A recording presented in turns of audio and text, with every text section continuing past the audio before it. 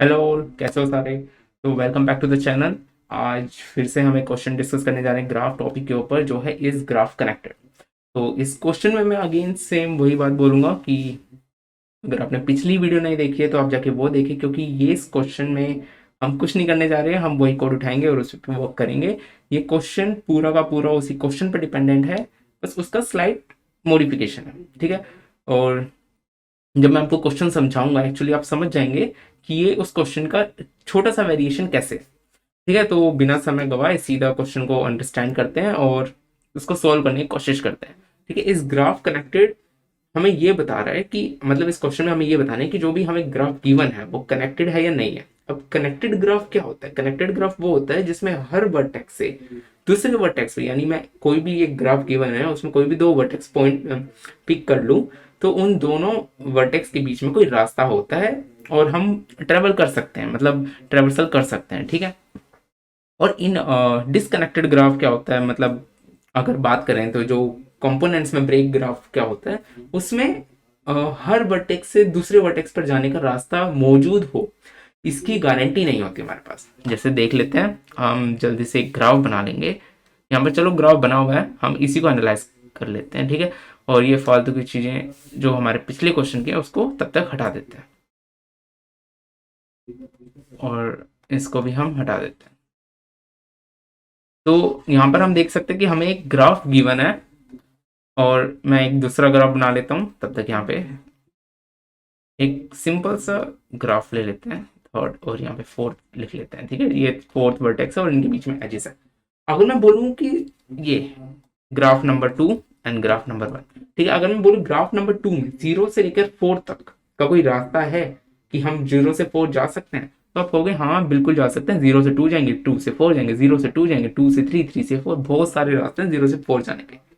पर अगर मैं यही क्वेश्चन मैं आप फर्स्ट वाली ग्राफ में पूछूं क्या 0 से 4 जाने का कोई रास्ता है, तो आप बोलोगे 0 से हम 1 जा सकते हैं, पर 0 से 4 थोड़ी जा सकते हैं, वो तो कंपोनेंट में है, उनके बीच में तो कोई रास्ता ही नहीं है, यहां से यहां तो हम आ ही नहीं सकते। ठीक है, अब हमें यही बताना है, ठीक है, कि जो भी हमें ग्राफ गिवन है वो कंपोनेंट्स में ब्रेक्ड है या हमारे जो क्वेश्चन है वो कनेक्टेड ग्राफ है। ठीक है, अब अगर आपको क्वेश्चन समझ आ गया हो तो उम्मीद है कि आपको समझ ये भी आ गया होगा कि ये क्वेश्चन सोल्व कैसे करना है।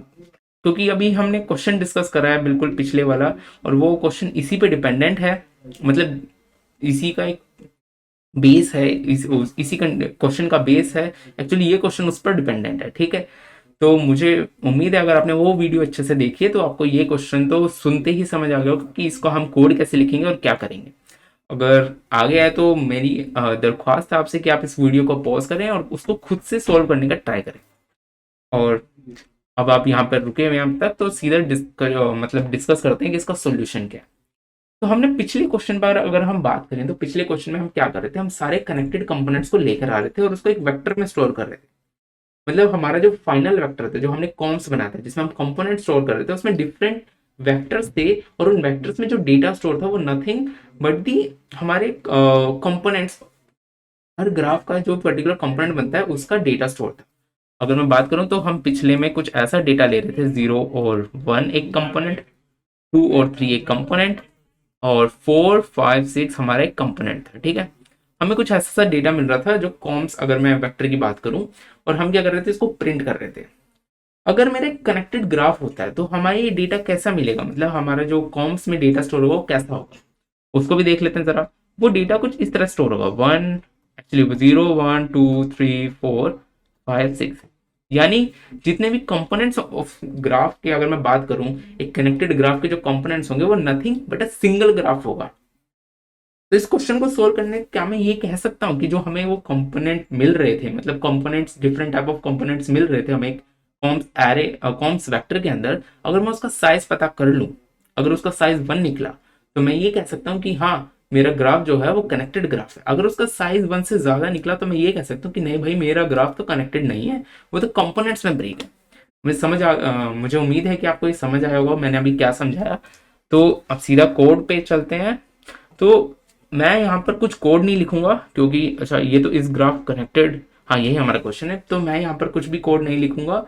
मैं क्या करूंगा, अपने पिछले क्वेश्चन में जाऊंगा जो था get connected component of a graph, यहाँ से सारा कोड कॉपी करूंगा, इस ग्राफ कनेक्टेड, और यहाँ पर पेस्ट कर दूंगा। ठीक है, अब हमें इसमें कुछ चेंजेस करने होंगे। चेंजेस कहाँ करने हैं, हमें आउटपुट में चेंज करने हैं, क्योंकि वहां पर तो हम अपना आउटपुट शो कर रहे थे, जो भी हमें कंपोनेंट्स है हमें वो कंपोनेंट्स दिखाने थे अपने आउटपुट में, पर हमें यहाँ पर कंपोनेंट नहीं दिखाने।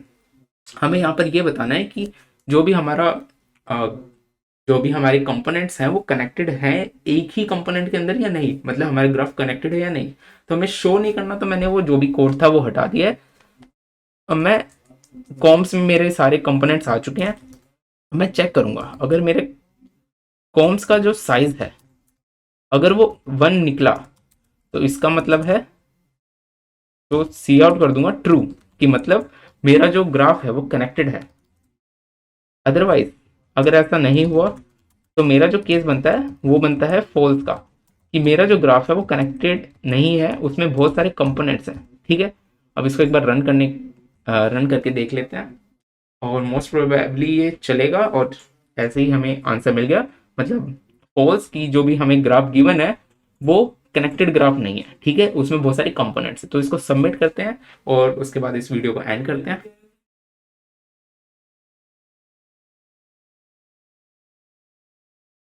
तो ये बहुत समय लेता है, और आप देख सकते हैं यहाँ पे हमारा जो सॉल्यूशन है वो एक्सेप्ट हो चुका है।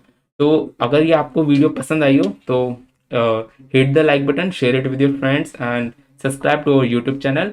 तो अब हम आपसे अगली वीडियो में मिलते हैं, तब तक स्टे सेफ, स्टे हेल्दी।